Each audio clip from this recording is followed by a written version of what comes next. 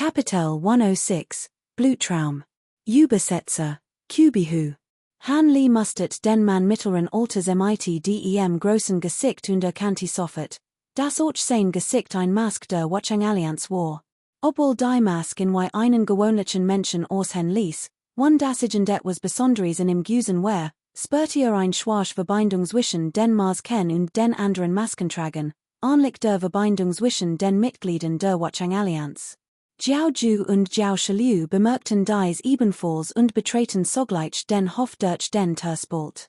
Han Li zögert einen Moment, dann folgte ihnen. Nachdem die drei den Hof betreten hatten, steckte der Mann mit dem großen Gesicht den Kopf durch die Tür, so sicher und schloss sie wieder. Der Hof war etwa 30 Meter groß. Im Inneren standen neben einem verdorrten alten Baum nur ein paar grünlich-braun Steintisch und Stühle im Schatten des Baums. Bis auf den Schlamm den Baumstamm war der Rest mit brandneuen grünen Fliesen gepflastert. Der Bereich darüber war blitzsauber, kein einziges trockenes Blatt war zu sehen. Weiter drinnen, gegenüber dem Haupttor, stand ein zentrales Gebäude. Zu beiden Seiten befanden sich mehrere, allverschlossene Nebenräume. Ein Mann mit breitem Gesicht ging voran und wandte sich dann den Drehen zu. Ich weiß, dass jemand von oben geschickt wird und wart schon lange hier. Darf ich fragen, welche Hochverrat beamte diesmal den Vorsitz führt? Han Li hat den Mann Seat betreten des Hofs beobachtet. Sobald der Mann dies Frage stellte, blitzes kalt in seinen Augen auf, und hob die Faust und schlug dem Mann in den Rücken. Der Mann zeigte Angst, schien aber vorbereitet. Plötzlich erstrahlt hinter ihm ein Purpurotes Licht und beschwor einen verschwommenen silbernen Schild herauf, den Angriff abzuwehren. Ein Dampfer Null holte weiter, als der silberne Schild explodiert. Der Mann wird nach draußen geschleudert und stürzte auf die Steinstufen vor dem Haupthaus. Spuckte mehrere Schluck frisches Blut aus, und sein Ohr wird augenblicklich deutlich schwacher. Die beiden, einschließlich Jiao Ju, spürten deutlich, dass etwas nicht stimmte. Gerade als sie vorwärts gehen wollten, erreicht sich ein seltsames Phänomen. Ein Lautes O-O-N-G holte weiter. Die umgebend leerbeg und sich leicht zu verzehren. Den kleinen Hof herum, in einem Radius von mehreren hundert Metern, erstrahlten unzählige purpurrot Lichtstrahlen gleichzeitig in den Himmel. Dann erschien ein riesig, blutrote Illusion in der Luft, deren Oberfläche mit unzähligen, wild wirbelnden, blutroten Runen bedeckt war. Bevor die drei, einschließlich Han Li, reagieren konnten, blitzt das Zentrum der Formation in purpurrotem Licht auf.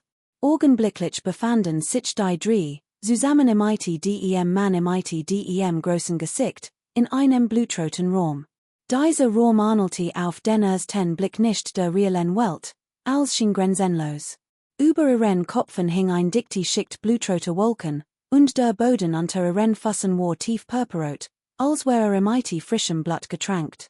Die Luft war erfüllt von einem stechenden, widerlichen Blutgeruch. Noch etwas benommen und one sieht gehabt zu haben, ihre Umgebung wahrzunehmen, erbiebte der gesamte Blutrotraum plötzlich heftig. Hundert von Rissen unterschiedlicher Großaufnieten sich im Boden, aus denen dichter, blutroter Nebel aufstieg. Aus dem Nebel tauchten undeutlich Gestalten auf. Geisterhafte Schreie ertönten, einer nach dem anderen erschienen ihr blutüberströmten Körper, als wär ihnen die Haut abgesogen worden. Menschlich Blutdämonen kletterten unaufhörlich aus den Rissen im Boden. Sobald dies wilden Blutdämonen erschienen, stießen sie seltsam, heisere Schreie aus und stürzten sich auf Han Li und die anderen.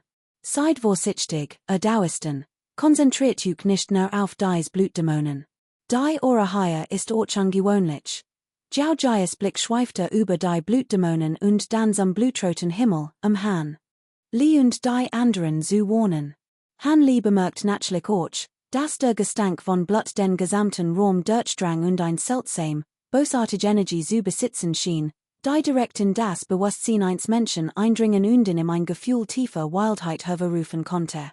Doch mit seiner mächtigen Ziel war ein solcher Einfluss für in kein Grund zur Sorge. Nachdem sie daran erinnert hat, zog Jiao Ju unauflich einen wunderschönen weißen Jadenhanger hervor, der MIT Goldfaden Durchzogen war, und legte in sichem den Hals. Die Weiss Jade glanzte in einem blendenden Licht und verströmt ein schimmend Aura, die in am Halt. Dan habe sein an der Hand, und ein blaues Licht flackert vor ihm auf. Ein gewaltig welli bloren Wassers ergos sich heraus, verschlang augenblicklich die mehr als sen Blutgeister, Zeris Sie und lost Sie in wirbelnden Blutnebel auf. Jiao Shiliu sagt nichts, sondern zog einen violeten Talisman hervor und legte in sich auf die Stirn.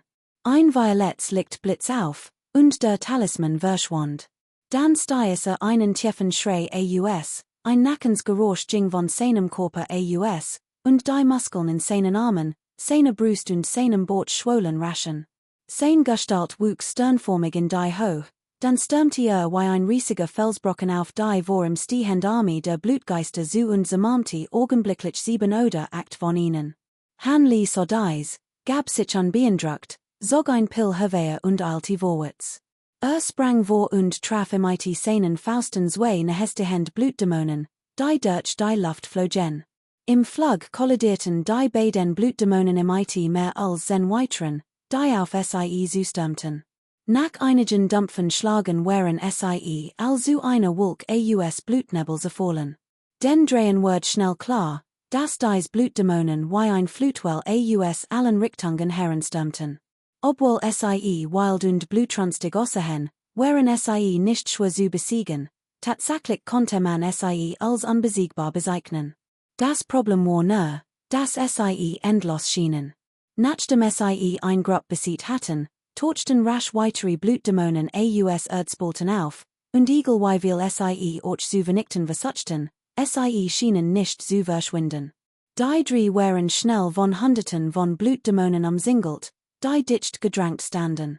Der großgesichtige Mann, der von Han Li verletzt worden war, hat rotlich Augen, sein Gesicht war entsetzen verset, als hat am helllichten Tag einen Geist gesehen. Beschwör, Kapitel 107, die Flucht aus der misslichen Lage. Übersetzer, Loki 1994. Gerade als die Rund-Scale die Nazirend Seal verschlang, schoss ein Mann mittleren Alters, etwa 50 oder 60 Jahr alt, in ein Purpurns Blutmund gehalt, aus der Blutwurk hervor. Wortlos winkte und dutit auf die in der Luft schwebend Scale. Ein Lot so, G tonte. Die Runen auf der Oberfläche der Scale erstrahlten plötzlich in hellem, schwarzem Licht und verflockten sich zu unsaligen, kunstvollen Mustern. Unmittelbar darauf verdiktiert sich ein schwarzer Lichtstrahl von der Groß einer Reisschale in der Scale und schoss auf Jiao Shiliu zu, der unten stand. Der Angriff war sogar schneller als die Fluchtgeschwindigkeit der Nazirenden Seal. Han Li und die andere Person wurden von zwei Blutgeistern zurückgehalten und konnten nicht rechtzeitig eingreifen. Jiao Shiliu war im Begriff, seinen sauber zu wirken, und angesichts dieser plötzlichen Situation konnte nicht entkommen, selbst wenn gewollt hat. In diesem kritischen Moment blieb ihm nichts anderes übrig, als die Kuhl auf das heranahend Schwarz Licht zu richten, anstatt Sie geplant senkrecht in den Himmel zu stoßen. Über ihm hat sich die Eisenkühl purpurrot verfarbt, und plötzlich blitz ein helles Licht auf. Bevor die Kuhl stoßen konnte, traf in das schwarze Licht. Ein lauter Nola tonte. Plötzlich erschien vor Jiao Shiliu ein Kreis aus Sonnenlicht, dessen purpurrotes Licht blendend hell erstrahlt. Ein unglaublich gewaltig Energiewell breitet sich in all Richtungen aus und drängte den umgebenden Blutnebel mehrere 100 Meter zurück. Die dicht gedrängten Blutgeister wurden von dem Wirbelwind fortgerissen. Han Li und Jiao Ju bissen die Zahn zusammen und nutzten die Wucht der Energiewell, sich auf Jiao Shiliu zu bewegen. Doch bevor Sie Jiao Shiliu erreichen konnten, sahen Sie rot Lichtstreifen verschwinden und rissen überrascht die Augen auf. Jiao Shilius Augen waren festgeschlossen, sein ganzer Körper gelähmt, und fiel bewusstlos zu Boden. Mehrere schwarze Lichtsäulen, die sich in Eisernring verwandelt hatten, fesselten sein Gliedmassen und seinen Körper und fixierten ihn am Boden. Schwach waren Wellen von Schwingen des Gesetzesprinzips zu erkennen, die von ihnen ausgingen. Unmittelbar darauf holte der Himmel von einer Reihe dichter Donnerschlag weiter. Han Li und Jiao Ju erstarrten und sprangen dann blitzschnell zurück. Boom! Scharen purpuroter Blitz, so groß wie Mühlstein, schlugen ein und explodierten nacheinander. Augenblicklich hulti ein blendender Blitz den Ort ein, und dem Han Li und Jiao Ju gestanden hatten. Han Li und Jiao Ju fingen sich wieder und blickten gleichzeitig in die Luft. Sie sahen den alten Mann im purpurnen Gewand, der ein Rundscale hielt. Sein hages Gesicht war in ein seltsames, rötliches Licht getorcht. In ihrem Augen dunkel, blutrot Wolken auf, in denen Blitz suckten. Hihi, ich hat schon lange den Verdacht, dass dies Lüt compleisen haben, aber ich hat nicht erwartet, war unsterblich hier anzutreffen. Das überwältigt mir etwas. Wenn nicht wollig den Verstand verlieren wollt, dann ergibt Gehorsam, der Altmann kichert, als Han Li und Jiao Ju in Ansehen sah. Wenn klug seid, lasst uns sofort frei, sagt Jiao Ju kalt. TSK, a state kurz vor dem Tod und Wagtes, solchen Unsinn zu reden. Nun gut, dann lasst mich zu einem Festmahl einladen, der Altmann im purpurnen Gewand spottet. Kaum hatte das gesagt, flog ein Rundscale aus seiner Hand und wirbelt schnell herum. In der schwarzen, blutroten Wolk brach ein gewaltiger Donnerschlag los. 100 purpuroter Blitz suckten wie ein feuriger Meteoritenschauer herab und prasselten auf Han Li und die andere Person nieder. Boom! Boom! Ein Reihe ohrenbetäubender Explosionen holte weiter und ließ den gesamten Raum heftiger beben. Jeder Blitzschlag hinterließ einen großen Krater im Boden. Aus diesem schossen Blutrotflammen hervor und breiteten sich in all Richtungen aus einen Augenblick später, in einem Umkreis von mehreren Kilometern, wo immer Han Li und sein Begleiter hinzusehen konnten, waren überall dunkel, Blutrotflammen zu sehen, die wie wunderschön, feurig Lotusblüten das Land bedeckten und ein unglaublich Hitze ausstrahlten. Ob absichtlich oder unabsichtlich, Blitz und Feuer trafen nicht den Ort, an dem Jiao Shilu kontrolliert wird. Doch unzählige Flammen umgeben und rissen in aus seinem Koma. Sein ganzer Körper war verbrannt, sein Gesicht war schmerzversetzt, und es stöhnte unaufhörlich. Han Lis Augen flackerten blau auf. Sein Körper bewegt sich unentwegt, den Blitzen und Feuern auszuweichen, die zusammen im IT den Blutgeistern durch die Luft flogen, doch konnte den Flammen nicht entgehen. Noch spürte ein leichtes Brennen auf seiner Haut. Noch seltsamer war, dass sein Blut im IT den Flammen kochen fühlte. Ein heftiger Willensschub stieg in ihm auf. Von seinen Gedanken angetrieben, ergoss sich ein Kullerstrom des Willens aus seinem Dantien, durchströmt seinen Kopf und verflüchtigte sich dann abrupt.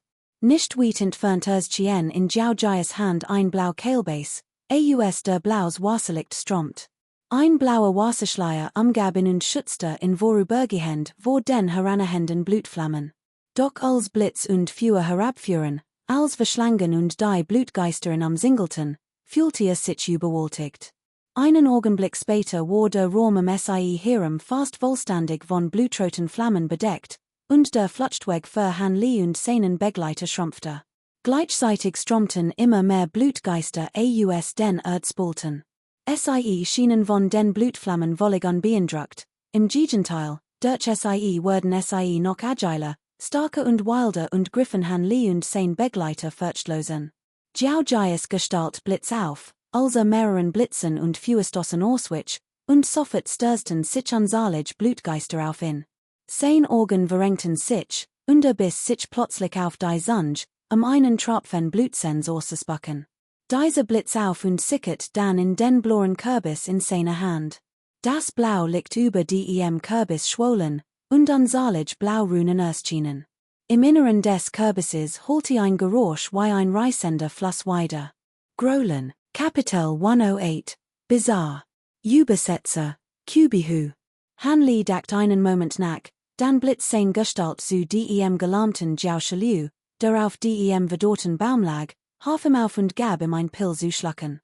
Dank, der Schwerverletzmann nickte Han Li kurz zu, setzte sich dann wortlos im Schneidersitz hin und heilte sich still im IT seiner Heilkraft. Auf der anderen Seite hat Jiao Ju das Verschwinden des purpurrot gekleideten alten Mannes bemerkt und blitz plötzlich durch die Gas, wo vor einem sterbenden Kultivierenden im Integration Stadium stand. 1 des sen Wert abzuwarten, schnelt jou Jais Hand blitzschnell herwehe, sein 5 Finger packten wie Haken den Kopf des anderen, sein Handflash blitzblau auf. Der Kultivierend im Integrationsstadium blinzelt und will dann das Bewusstsein. Es ist unbekannt, welche Geheimtechnik angewendet hat, aber in dem von blauem Licht am halten Ort Word sein nasierend Ziel von seinem Körper getrennt. Das Gesicht der nascent Soul war kreidebleich und von Panik erfüllt. Ihr Augen waren nur einen Spalt breit geöffnet, ihr Blick war müde und niedergeschlagen. Jiao Ju, der die nascent Soul in der Hand hielt, betrat den kleinen Hof.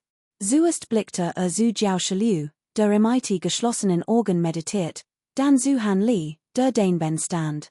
Ich hat nicht gedacht, dass mein Dau College über solch tiefgründige Kenntnis Informationen und Beschränkungen verfügt. Wohin dacht ich vollschlicherweise, hat Angst vor dem Kampf und ist geflohen. Das war wirklich kleinlich von mir. Ich hoff, mein Dau College nimmt es mir nicht übel. Jiao Ju nickte Han Li leicht zu und sagt, du übertreibst es etwas. Es gibt kein Formationsexpertise. Es war reiner Zufall, dass ich die Schwachstelle Diocese Roms entdeckt habe. Zum Glück sind die göttlichen Fähigkeiten meins Dau Kollegen gewaltig, und konnte den losen unsterblichen Bandagen, wodurch ich die Formation durchbrechen konnte, Han Li lächelt. Jiao Ju sagt nicht viel mehr, sein Blick richtet sich auf die nasierend Ziel in seiner Hand. Plötzlich wird sein Blick kalt, und holt der anderen Hand aus und versetze einen mächtigen Schlag. Ein Zischen folgte. Ein Bundel feiner schwarzer Fäden schoss aus seiner Handfläche und drang in den Kopf der nasierenden Ziel ein. Der Körper der nasierenden Ziel zitterte, und stiess einen klagenden, herzerreißenden Schrei aus Jiao Ju verharrt regungslos und spuckte unaufhörlich Schwarzfäden aus seiner Handfläche, jeder zahlreicher und starker, die in den Kopf der nasierenden Ziel eindrangen. Die Klagelaut der nasierenden Ziel wurden immer schwacher, a kleines Gesicht wird allmählich leer, ihr Augen starrten ab. Jiao Ju runzelt leicht die Stirn, doch sein Gesichtsausdruck blieb unverändert, und ein weiterer schwarzer Fäden blitz in seiner Handfläche auf. Doch in diesem Moment erschien plötzlich ein Schleier aus Sternenlicht den Körper der nasierenden Ziel und ließ ihn verschwimmen. Nicht gut, dacht Han Li, als dies sah, und ihm kam plötzlich ein Gedanke. Hastig sprach weiter. Doch bevor seinen Satz binden konnte, so sprang die nascent Soul mit einem lauten Null und lost sich in ein Strulicht aus schimmendem Licht auf. Jiao Jais Lippen zuckten leicht, sein Gesichtsausdruck war etwas grimmig. Es scheint, als sei die Ziel dieser nascent Soul versiegelt worden irgendein Mechanismus.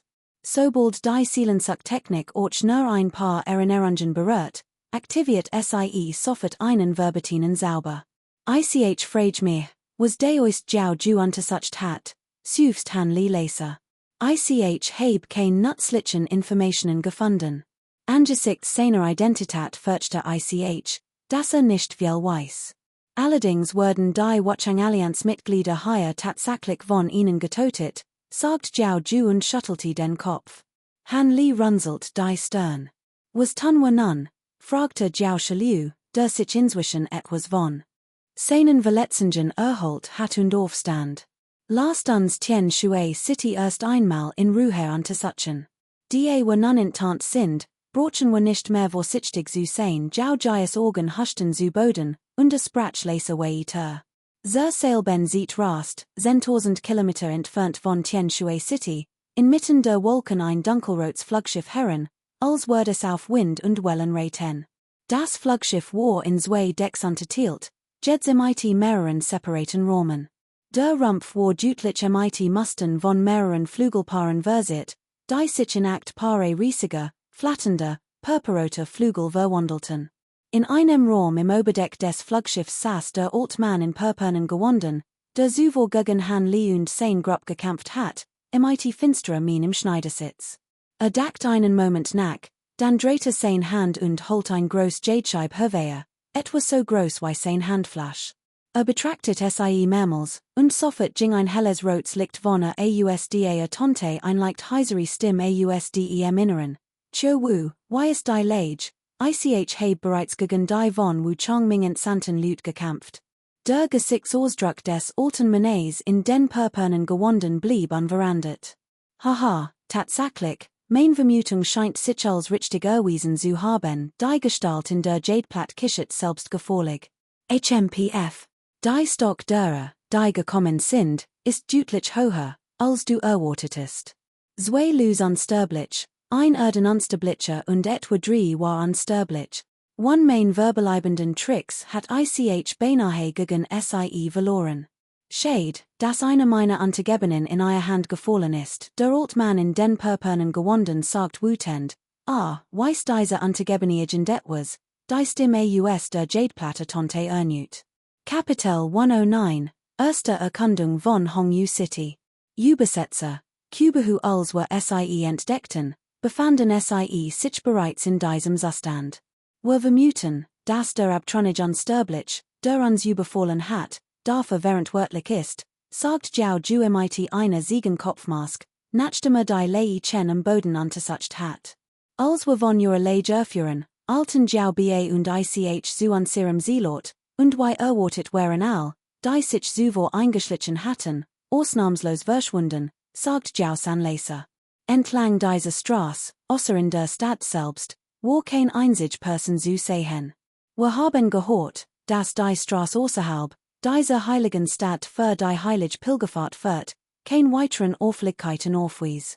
Was die heilige Pilgerfahrt betrifft, so ahnen uns sehr Untersuchungsergebnis denen von Jiao Jias Gruppe. Es handelt sich wahrscheinlich ein Method zur Sammlung von Glaubenskraft, die von Gongsho Hong verwendet wird. Jiao Ba mit einer Affenmask deckt einen Moment nach, bevor sprach. Hatte die Teilnehmer der heiligen Pilgerfahrt bemerkt. Ich heb gehört, dass nach der Pilgerfahrt einige vom Glaubig ausgewählt wurden und nicht in ihr ursprünglichen Festungen zurückkehrten. Han Li sagt plötzlich, das stimmt. Sie seien versetzt worden, aber es werden noch mehr Festungen versetzt. Möglicherweise will Gongsho Hong das Vertrauen der Gläubigen stärken, und es ist eine Art Taktik. Wo wir gerade davon sprechen, weder ich noch Lord Jiao San sind in einen Hinterhalt des Feindes geraten. Es scheint, als aber unsere Watchung-Allianz schon lange misstraut. Wir sollten die Richtigkeit der Informationen, die unsere Mitglieder zuvor erhalten haben, noch einmal überprüfen. Jiao Ba, etwas abgelenkt, wechselt das Thema und sagt, stimmt, es ist möglich, dass der Feind Informationen über die Bewegungen unserer Leute gesammelt hat und absichtlich falsche Informationen verbreitet, uns in ein Falle zu locken. Aber hat uns sehr stark unterschätzt.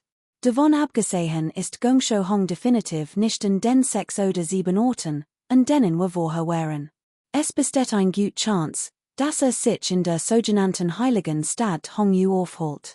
Warum gehen wir nicht einfach direkt dorthin und untersuchen sie? Wir konnten etwas finden. Jiao Ju lächelt schief und schlugten vor, apropos, die Insel Hongyu hat 28 Provinzen unterschiedlicher Groß, und anscheinend hat jede Provinz ein Stadt, die Hongyu Stadt heißen. Jiao Ba schüttelte den Kopf und fragte, ist das wahr? Jiao Ju war etwas verblüfft. Auf der Karte, die wir zuvor erhalten hatten, war zwar ein Ort namens Hongyu City verzeichnet, doch als wir in einer bestimmten Stadt vorbeikommen, stellten wir zufällig fest, dass sich Hongyu City in Wirklichkeit in einem anderen Ort befand. Zuerst schenkten wir dem kein groß Beachtung, doch später erkannten wir, dass es nicht so war. Obwohl wir nur durch wenige Provinzen jurist waren, achteten wir genau darauf. In jeder Provinz gab es ein Stadt namens Hongyu, sagt Jiao Ba, hab seinen Armel, und 5 Jade Schriftrollen flogen auf Jiao San und Han Li zu.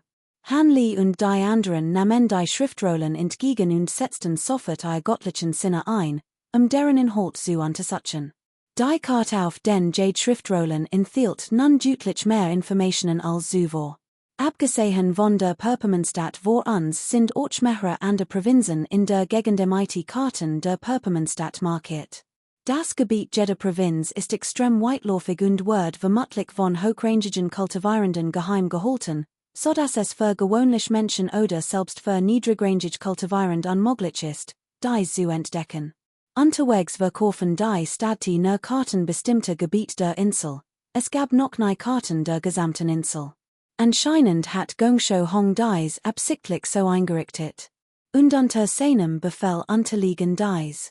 Kultivierenden wahrscheinlich besonderen Beschränkungen, sodass sie dies nicht verrieten dürfen, sie sonst ein Seelenexplosion erleiden und sterben würden. Es ist sogar möglich, dass die Karte, die wir zuvor erhalten haben, unabsichtlich von der anderen Partie zugespielt wird, Jiaoju nickte und sprach langsam. Sobald geendet hat, herrschte still. Schließlich waren Gongsho Hongs Aufenthalt und der Zweck seiner Reise angesichts der vorliegenden Hinweis unklar geworden, was ein Aufklärung in der Tat schwierig machte. Han Li schien plötzlich etwas einfallen zu sein, und als den Jadestreifen erblickt, klebte dieser in seiner Stirn. Entsetzen huschte über sein Gesicht.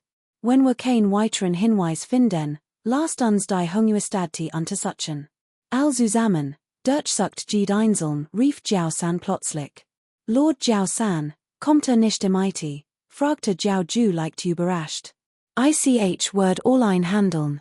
Meldet mir einfach, was findet. Jiao Tam blickte die Anwesenden an, dann blitz ein rotes Licht in seinem Körper auf, und sein Aura war nun wollig sichtbar, als in den Himmel aufstieg und davonflog. Es scheint, als Lord Jiao Tam Gongsho Hong finden will. Wir werden seinen Anweisungen folgen. Dies ist Hongyu City in Lanju, nicht weit von hier, sagt Jiao mit einer Affenmask und Hustit Laser. Die anderen verandeten daraufhin schneller aushin, verließen den Hof und miskten sich unter die Mensch, die Stadt zu verlassen. Bitte wartet einen Moment, ich muss noch ein paar Besorgungen erledigen, ich werde euch ein wenig aufhalten. Han Li sprach plötzlich, während die Straße entlang. One ein Antwort abzuwarten, eilte zu einer Butchhandlung am Straßenrand. Die anderen waren etwas überrascht, wechselten aber Blicke und sagten nichts weiter. Kurz darauf kam Han Li mit mehreren Butchen in der Hand heraus, die offenbar die Geographie der Insel behandelten. Hat lange genug gewartet. Han Li nickte den anderen kurz zu und stellte die Butcher vor ihnen ab. Die Gruppe verließ Longhu City eilig, suchte sich einen ruhigen Ort und stieg dann mithilfe ihrer Techniken in den Himmel auf. Jiao Ju benutzt Kapitel 110, Hinweis. Übersetzer, Loki 1994 Jiao 25, hast du etwas unter der Erde gefunden? Fragte Jiao mit leuchtenden Augen. Kann jeder etwas in 100 Fäden tief spüren? Rief Jiao 25, stand auf und schärfte sein göttlichen Sinne. Sofort aktivierten alle göttlichen Sinne und suchten den Boden ab. Ihr Augen leuchteten auf. Tief unter der Erde tat sich plötzlich ein großer, leerer Raum auf, eindeutig künstlich angelegt. Zum Glück warst du vorsichtig, sonst hatten wir einen verdächtigen Ort übersehen, lobte Jiao in mit zusammengeschniffenen Augen. Das liegt daran, dass ich eine besondere Technik beherrscht und daher ein feines Gespür für die Gegebenheiten unter der Erde habe, lächelt Jiao 25 bescheiden. Auf geht's, lasst uns zu diesem unterirdischen Palast gehen und nachsehen. Jiao Bie sagt nichts mehr und führte all in die Unterwelt. Die beiden verbliebenen Mitglieder von Jiao Bastrup folgten ihm sofort, ebenso Jiao Wu, die sich in die Oberfläche begaben. Schnell blieben nur noch Han Li und die beiden anderen an der Oberfläche zurück. Jiao Jias Gesichtsausdruck wirkte unzufrieden, folgte den anderen nicht sofort in die Unterwelt.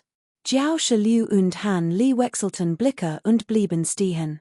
Obwohl sie zu siebt zusammengebetet hatten, waren sie aufgrund der vorherigen Aufteilung durch Jiao San in Kleingruppen aufgeteilt worden, unabhängig zu operieren. Lasst uns gehen. Jiao Ju schwieg einen Moment, sein Körper strahlte ein blaues Licht aus, und begann, sich in die Erde einzugraben. Han Li und Jiao Liu wirkten ebenfalls sauber, in die Erde zu gelangen, und nach einer Weile erreichten sie einen tiefen unterirdischen Raum. Die Fläche des unterirdischen Raums war enorm, mit einem Umfang von mindestens mehreren tausend Metern. Der freiliegende Boden war perfekt quadratisch und vollständig mit dunkelblauen Steinplatten gepflastert, die einen kreisförmigen unterirdischen Platz bildeten, der etwas verlassen wirkte, als ob dort schon lange niemand mehr gewesen war. Als sahen sich überraschten. Han Li blickte in einen anderen Teil der Steinkammer und schnappte Laser. Die Luft in dieser Kammer war schwer und verströmt einen stechenden Blutgeruch, umgeben von einer schwachen, kühlen Aura. Hockte sich hin, und ein leises Geräusch tonte, als sein 5 Finger einen Steinblock berührten. Nachdem die Hand zurückgezogen hat, kam ein dunkelroter Boden zum Vorschein. Seltsamerweise schimmert dieser dunkelrot Schlamm leicht schwarz. Hanli nahm ein Handvoll Schlamm, betrachtete ihn kurz und warf ihn dann weg. Jiao Shiwu, ist dir etwas aufgefallen? Fragte Jiao Shilu, der nahe kam. Nichts. Ich find die Steinkammer nur etwas unheimlich. Der Geruch von Blut, vermischt mit in Energie, liegt in der Luft, als wären hier viel Menschen gestorben. Der Schlamm unter dieser Steinplatte hat sich in Jenerde verwandelt, sagt Hanli nachdenklich. Hier muss der Feind sein Feinde besiegen, sagt Jiao Shilu. Hanli schüttelte langsam den Kopf. Wenn man jemanden toten will, kann man das überall tun. Warum sollte man in diesen unterirdischen Ort bringen und extra ein Steinkammer errichten? Obwohl ihm das etwas seltsam vorkam, konnte sich im Moment keinen Reim darauf machen. Gleichzeitig diskutierten Jiao Ba und die anderen lautstark und spekulierten über den Zweck dieses unterirdischen Raums. Kein Sorge. Wenn wissen wollt, warum es hier so einen unterirdischen Raum gibt, nehmt ihn fast jemanden gefangen und verhört ihn, sagt Jiao Ju plötzlich, winkte mit der Hand und sandte ein goldenes Licht, ein klein gelbe Fahne, aus, das aufblitzt und in der Deck der Steinkammer verschwand. Irgendwo außerhalb des Hungerstadtplatzes patrouilliert ein mittelalter Kultivierender der nascent Soul in einem blauen Blattmund gewand durch die Innenstadt, für Sicherheit und Ordnung zu sorgen.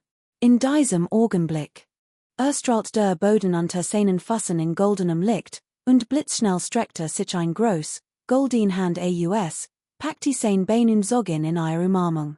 Der Boden unter den Füßen des Mannes mittleren Alters flimmert in goldenem Licht, die hart Oberfläche verwandelt sich in Schlamm. Mit einem Zischen versank der Mann augenblicklich im Boden und verschwand spurlos. Auch die goldenen Wellen auf dem Boden lossen sich auf. Die Händen waren auf den kaiserlichen Festzug konzentriert, und niemand bemerkt, was gerade geschehen war. Oben auf dem unterirdischen Platz blitzt ein goldenes Licht auf. Ein goldener Glanz umhüllt den fallenden Mann. Plumps, holte das Geräusch seines Aufpralls weiter. Der Gesichtsausdruck des Mannes veranderte sich, als Hanli und sein Begleiter erblickt. Doch war vom goldenen Licht gefangen, unfähig sich zu bewegen oder einen Lot von sich zu geben. Jiao Ju packte den Mann im Kopf. Das schwarze Licht in seiner Handfläche dehnte sich aus und verwandelt sich in einen schwarzen Finger, der dem Mann direkt in den Kopf stock. Die Gesichtsmuskeln des Mannes mittleren Alters versehrten sich, Blut strömt aus seinen Zügen. Jiao Jias Blick war kalt, während das schwarze Licht aus seiner Handfläche unaufhörlich floss. In diesem Moment zitterte der Körper des Mannes heftig, ein dumpfer Null holte in seinem Kopf weiter, als wäre etwas explodiert. Die Augen des Mannes erloschen augenblicklich, und der Wille Jeds Lebenszeichen. Jiao Jias Gesicht verfinstert sich. Die Situation dieses Mannes ähnelte der des Kultivierenden im Stadium des kombinierten Körpers, den zuvor in Tianshui City gefangen genommen hat. Sein Ziel war durch ein Beschränkung versiegelt, und sobald durch Seelensuch Erinnerungen extrahiert werden, wird sie automatisch explodieren. Selbst wenn Seelenforschung möglich ist, werden nur wenig Kultivierend der unteren Stufe der nascent Soul verstehen, was vor sich geht. Lange hier zu bleiben ist sinnlos. Lasst uns schnell zu einer anderen Perpermanstadt aufbrechen. Jiao Ba sagt dies mit einem Anflug von Spot. Dann erhob sich in den Himmel, und die drei neben ihm folgten ihm sofort. Pf, lasst uns gehen. Jiao Ju schnaubte verachtlich, dreht sich zu Hanli und Jiao Shilu und die drei stiegen in den Himmel. Die 7 verließen die Stadt sogleich, further galoppierten unaufhörlich in Richtung der nächsten Stadt, Hongyu City.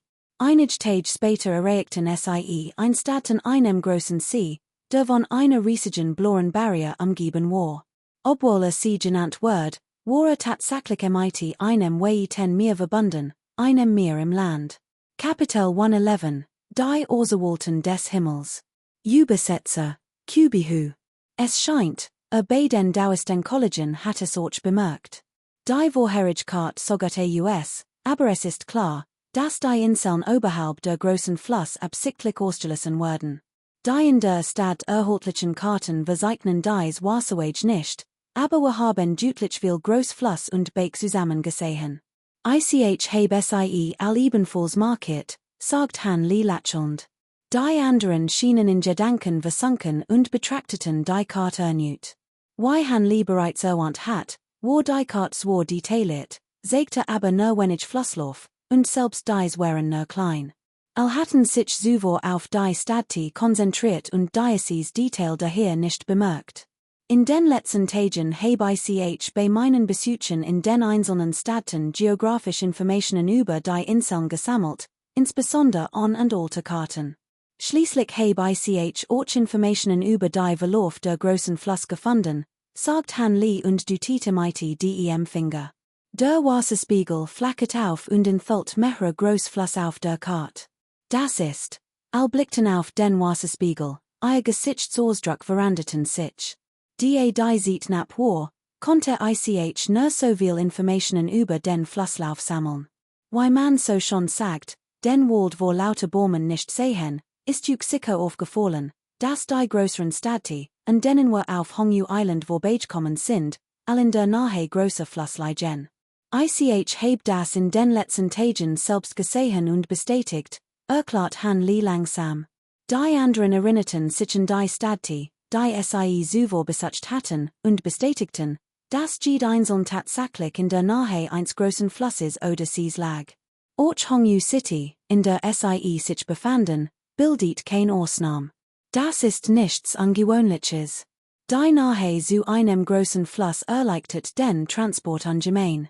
Nicht nur auf Hongyu Island, sondern auch auf vielen anderen Inseln ist geplant, die größeren Städte in der Nähe großer Fluss zu errichten. Trotzdem habe ich gerade eine Technik der Gedankenkontrolle auf den Handler angewendet, der hier in der Stadt Alttext verkauft. Dadurch habe ich erfahren, dass es auf der Insel strengstens verboten ist, die Richtung zusammenfließender Fluss einzuzeichnen, egal welche Art von alten Texten es sich handelt. Außerdem wird dieser Befehl vom Heiligen Herrn, genau gesagt von Gongshou Hong persönlich, erteilt, offensichtlich etwas zu verbergen, fuhr Han Lee fort. Das, Jiao Shisans Stimme stockte. Obwohl ich nicht weiß, warum dieser Meister von Hongyu Island das tun muss, habe ich die Richtung der zusammenfließenden Fluss eingezeichnet. Der Punkt, an dem all Fluss zusammenlaufen, ist hier. Han Lee zeigte mit dem Finger auf ein Stadt in der Zeichnung. Dieser Ort war tatsächlich Hongyu City in Kunzhu. Das sind als nur Vermutungen. Können sie bestätigen, dass sich Gongshou Hong dort aufholt, Jiao 25 sagt zweifelnd, ich wird es natürlich nicht wagen, das zu bestätigen. Die wir aber kein bestimmtes Ziel haben, ihn zu suchen, warum kommen wir nicht erst einmal hierher und sehen nach? Die Chancen stehen etwas besser, sagt Han Lee langsam. Jiao 25 Lippen sagten, als wollte etwas erwidern, fand aber kein Wort. Das lügte ein, deoist Jiao 15, vielen Dank, dass du das herausgefunden hast, sonst tappen wir immer noch im Dunkeln.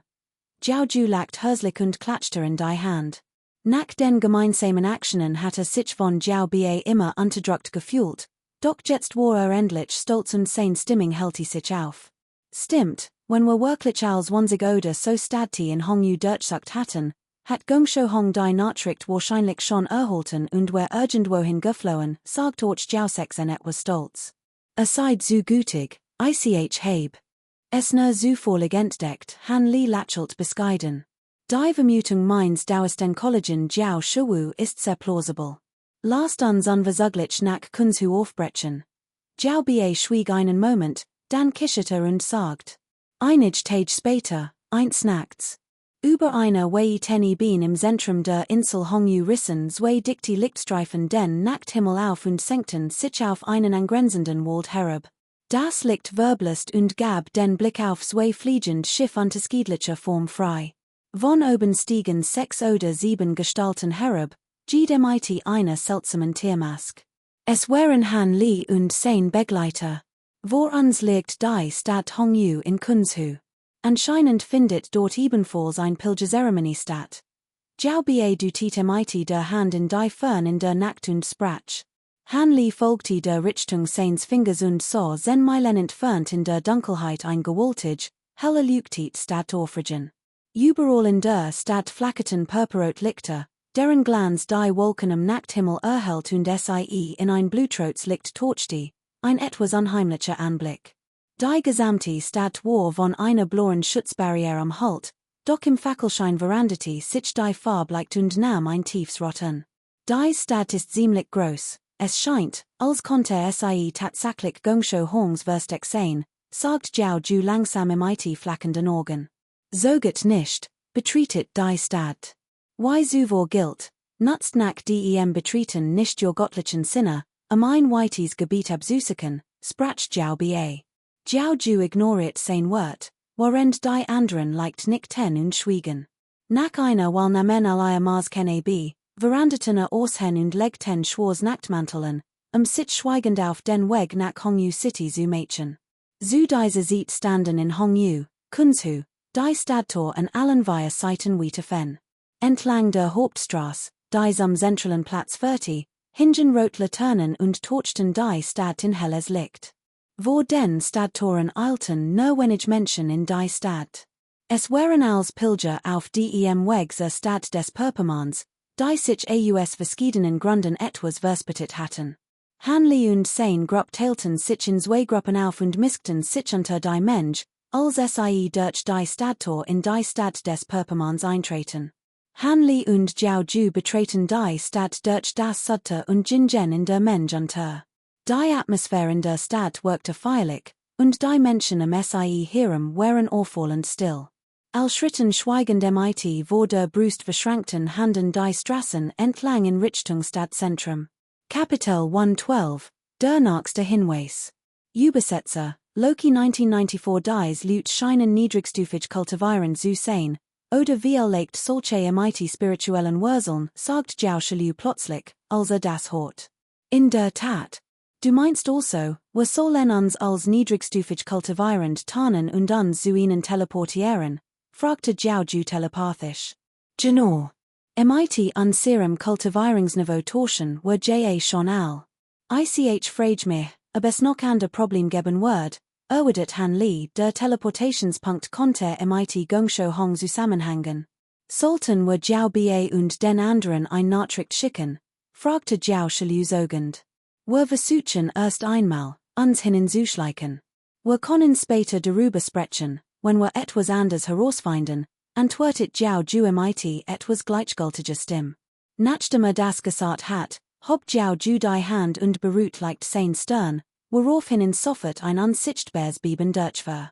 Sein Gesichtsausdruck blieb unverändert, doch sein Aura veranderte sich rasant und erreicht augenblicklich die mittlere Stufe der Fundamentbildung. Han Li und die andere Person sahen dies, ahmten in nach und passten ihr eigenen Ohren ebenfalls an die Fundamentbildungsstufen. Dann konzentrierten sich die drei und warteten darauf, das rotes Licht von Anten aufstieg. Nach einer halben Stunde leuchteten am sie herum ununterbrochen rot Lichtstrahlen auf, jedoch keiner an Han Lis und den anderen. Warum teleportieren wir uns nicht? Du hast dich doch sicher nicht verschatzt, oder? Dies himmlischleine lasst sich doch nach Belieben stuen, fragte Jou ju sogend und fragte telepathisch, lasst uns nichts überstürzen. Warten wir noch etwas. Wenn die Josie Tianxian endet und wir nicht wegteleportiert werden, sollten wir mit unserem göttlichen Shin einen kleinen Bereich untersuchen, dacht Han Li kurz nach und antwortet. Jou ju schwieg daraufhin und beobachtet die Umgebung nur noch einig mehr aufmerksam. In diesem Moment erstrahlt plötzlich ein helles Licht unter Jou Jais Fassen, ein rotes Licht erschien und umhalten. Die Blicke der Stehenden richteten sich sofort auf ihn.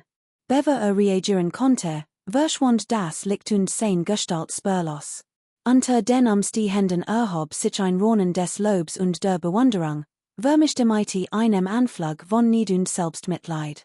Doch bevor die Geräusch der Mensch verstummten, blitzten zwei weitere purpurrot Lichtstrahlen auf und rissen die beiden, die zuvor dort gewesen waren, mit sich fort. Es handelte sich natürlich Han Li und Jou Shawu. Han Li spürte nur einen Moment lang, wie Licht und Schatten in ihrem wirbelten, sein Körper schwankte unkontrolliert in der Luft, bever wieder zu sich kam. Blickte sich und so anzahlage Menschen, die sich dicht gedrängt hatten. Nicht weit von ihm entfernt stand Jiao Shiliu mit einem verwirrten Gesichtsausdruck. Von Jiao Ju selbst fällte Spur sie befanden sich in einem riesigen Raum innerhalb eines gigantischen Palasts. Überall wimmelte es von Menschen, so dass man die Wände des unterirdischen Palasts nicht mehr erkennen konnte. Man sah lediglich die Palastdecke und die umliegenden massiven, robusten Steinsäulen, die wie Baumgruppen wirkten. Über jeder Säule hing ein großes Feuerbecken, dessen Inhalt sich nicht vom Rauch unterschied, nur ein ständig flackernd, feuerrot Flamme. Gleichzeitig erstrahlt ein unaufhörlicher Strom roten Lichts, Welli für Welli, als sterblich und niedrigstufig kultivierend hierher gebracht werden. Verglichen mit der feierlichen Atmosphäre des Platzes war es hier recht laut. Sterblich. Die plötzlich Teleportation hierher fühlte sich wie ein Wundern, und die ganz Gruppe verfiel in noch größer Ehrfurcht und sang leise Gebiet. Verstuiden Geräusch vermischten sich und holten durch den unterirdischen Palast, einstandiges. Hanli lochte den Klangen ein, weil und verspürt aus irgendeinem Grund einen Druck und eine Art zu Stimmung. Doch dieses Gefühl verflog schnell. Die Luft war leicht trüb, und ein schwacher, anhaltender Geruch von frischem Blut lag in der Luft. Schnappte leise und senkte den Kopf, den blauen Stein unter seinen Füßen zu betrachten. Bemerkt, dass die oberste Schicht fast schwarz war, während der Rest in ein blasses Rot überging, als wäre das ganz Jahr über mit frischem Blut getränkt. Beim Anblick dessen musste Hanli unwillkürlich in seine Entdeckung der Jinnerde unter den Steinplatten im unterirdischen Palast von Hongyu in Lanzhou denken, und sein Stern legte sich in Falten. In diesem Moment erreicht Jiao Shiliu, nachdem sich durch die Mensch gekämpft hat, Hanli und fragte leise, wie ist es? Hat etwas herausgefunden? Es scheint einig Hinweis zu geben, aber es ist noch unklar. Wir legt sollten wir zuerst den Daoisten Jiao Ju aufsuchen und dann weiter darüber sprechen, sagt Hanli kopfschüttelnd. Sofort sandte Jiao Ju telepathisch ein Nachricht und fragte nach seinem Standort. Nach einer Weile dass Jiao Ju an einen Ort teleportiert worden war, der nicht in der Nähe von Hanli und seinen Begleitern lag, sondern nahe dem Zentrum des unterirdischen Palasts. Hanli und Jiao Ju ignorierten daher die lauten Gesang im Inneren und bewegten sich schweigend in Richtung Zentrum des Palasts, was unterwegs zu beschwören einige Leute führte. Je nahe sie dem Zentrum des unterirdischen Palasts kämen, desto starker wird der Blutgeruch und desto schwarzer wird der Stein unter ihren Füßen. Als sie das Zentrum des unterirdischen Palasts erreichten, war die Farbe des Steins fast violet. Hanli hob leicht den Kopf und erblickt ein Jong-Ho-Statue, die feierlich vor ihm stand. Es war tatsächlich der Inselmeister Gongshou Hong von Hongyu. Nahe der Statue befand sich ein Jong großer, etwas höherer Steinsockel, der leer stand. In der Nähe stand ein stammiger, aber nicht sehr großer Mann. Trug ein purpurns Gewand mit einem blutmend Motiv auf der Brust. Sein Augen waren halb geschlossen und verbargen mehr als die Hälfte eines Lichts. Sein ganzes Wesen strahlte ein ruhig und gelassen Aura aus, ein tiefgründiger und diskreter Unsterblicher. Hanli und sein Begleiter blieben am Rand stehen und blickten einen Moment lang auf den Unsterblichen in der Fern, bever sich der Statue zuwandten. In der Mensch drängte sich ein Mann vor und gab den Blick auf seinen halben Körper frei, es war Jiao Ju. Hat Hanli und seinen Begleiter deutlich gesehen und versucht, schnell an ihnen vorbeizukommen, als der locker Unsterblich plötzlich den Kopf hob und seinen Blick von links nach rechts schweifen ließ. Nach einem Moment wandte der kleine Mann den Blick schaut geradeaus und sagt, mein Herren, sein Stimme holte wieder, und all Geräusche in ihrem verstummten augenblicklich. Der gesamte Palast verstummt. Kapitel 113, Berechnungen. Übersetzer, Loki 1994. Dieser unterirdische Palast gleicht den unterirdischen Palasten anderer Städte des Perpermans, verströmt einen anhaltenden, üblen Geruch. Der Boden hat sich zu Jinnerde geformt, eindeutig ein verflutschter Ort, der das ganz Jahr überlebüsen totet. Und die Genegen, die in diesen unterirdischen Palast gebracht werden, sind neben Kultivierenden auch gewöhnlich Menschen MIT reichlich spirituellen Wurzeln und Blutenergie, die wahrscheinlich gepfert werden sollen.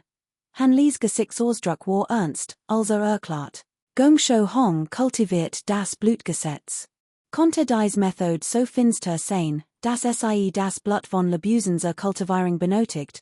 Jiao Shilu sagt MIT einem Anflug von Überraschung. Wenn das wirklich der Fall ist, warum haben sie denn nicht sofort MIT dem Blutopfer begonnen, anstatt einen weiteren Auswahlprozess durchzuführen? Fragte Jiao Ju etwas skeptisch. Meiner Einschätzung nach wollten sie zunächst diejenigen MIT überlegene Kultivierungsbegebung aus, sie zu hochrangigen Kultivierenden in roten Roben für Gongshou Hong auszubilden. Zu verhindern, dass dies Leute Geheimnis preisgeben, belegten sie Zielen vermutlich MIT eine Art Beschränkung. Was die Übrigen betrifft, fürchte, sobald die Auswahl abgeschlossen ist, beginnt das Opfer, erwidert Han Li nachdenklich. Unter diesen Umständen sollte uns noch genug Zeit bleiben, dies Person gefangen zu nehmen und diesen Ort zu verlassen. Jiao Ju warf dem kleinen, stammigen Unsterblichen einen Blick zu und übermittelte ein Nachricht. Kaum hat Jiao Ju geendet, ertönte ein Lot Summen in der Umgebung. Ein bizarres Bild bot sich. Blutrotlinien erschienen plötzlich in den Wanden und breiteten sich wie ein Spinnennetz aus die Linien breiteten sich rasch aus und bedeckten bald allwande. Mehrere Blutrotlinien blitzten auf wie blühende Blumen und enthalten unzählig, vage, Blutrotorgan, die sich wie Lebusen unaufhörlich wanden und einen unheimlichen, schauderhaften Anblick boten. All Körper farbten sich vom Licht rot, und die Luft im unterirdischen Palast war vom stechenden Geruch von Blut erfüllt. Unter der Erde beobachteten die Menschen das Geschehen und will begannen, Angst zu sägen. Jiao Jias Mund bewegt sich leicht, also etwas sagen wollte. Plötzlich holte ein Lot G weiter, und die roten Augen erstrahlten in einem gewaltigen Lichtblitz. Dicke Strom blutroten Lichts, wie ein Storbregen, ergossen sich aus ihnen und bedeckten den gesamten unterirdischen Raum, so dass ein Flucht unmöglich war. In jedem Lichtstrahl verteilt sich das Blut in Wellen und verströmt ein unbekannte, fluktuierende Energie. Han Li und die anderen beiden erschrecken. Obwohl sie nicht wussten, was dieses Blutrotlicht war klar, dass es ihnen schäden wird. Han Li konzentriert sich blitzschnell, und ein schimmerndes Licht umgab seinen ganzen Körper. Gleichzeitig habe die Hand und beschwor einen goldenen Spiegel und ein grünes Ruhezepter. Zwei golden und grün Heiligenschein blitzten auf und umhalten ihn. Dies beiden magischen Artefakte waren die Beaut, die von 2H, dem Kultivierenden des Hanschenklans im Stadium des großen Aufstiegs, den getotet hat, erbeutet hat. Nach einer weiteren Veredelung dienten sie im nun als schützend magisch Waff. Jiao Ju reagiert blitzschnell. Sein Hand formten ein magisch Beschwörung, und Wellen aus grünem Wasser erschienen in Herem, die seinen Körper in Schichten umhalten und in vollständig schützten. Jiao Shilu winkte sofort MIT der Hand und beschwor einen großen grünen Skirm, der sich über seinem Kopf dreht. Strahlend grünes Licht strömt von dem Skirm herab und bildet ein grün Lichtkugel, die seinen ganzen Körper umhält. Warum geschieht das? Die Zeit ist eindeutig noch nicht gekommen. Der klein, stammig unsterblich blickte in die blutroten Augen, die wie Blitz aus allen Richtungen sagten.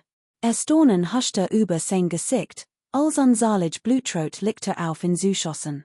Sein Körper zitterte, offenbar vor Angst vor diesen blutroten Lichten.